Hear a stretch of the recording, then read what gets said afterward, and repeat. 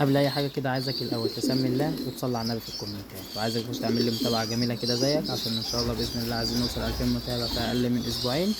احنا وصلنا لل1000 متابع في فتره قليله جدا، عايزين نوصل 2000 متابع.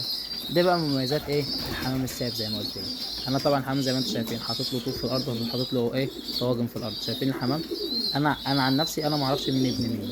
زي ما انتم شايفين كده الحمام ده احسن حاجه فيه انه حنين على بعضيه، وكله بياكل زغاليل كله. انا عايز اقول لكم ان في حمام هنا اصلا مش بايض ولا مخرف، وبياكل من كتر زن الزغاليل عليه، فهو بياكل ايه الزغاليل الصغيره ديت، ودي احسن حاجه في التربيه السائله.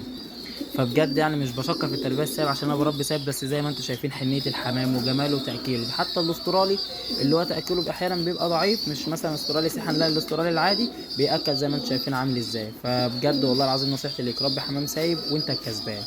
وزي ما قلت لك في الاول الفيديو، عايزك تعمل لي متابعه يا حبيب قلب اخوك، عشان ان شاء الله باذن الله باذن الله نوصل 2000 متابع في اقل من اسبوعين ان شاء الله. احنا وصلنا ل 1000 متابع خلال 28 يوم، والقناه بتاعتنا كويسه والمحتوى طلع عاجب الناس. اللي عايز بقى يعرف نوع الكلفة اللي باكلها الحمام عشان الحمام يبقى بالصحة الكويسة ديت ويأكل الزغاليل بالطريقة دي، يكتب لي في التعليقات وانا ان شاء الله ارد عليكم كلكم.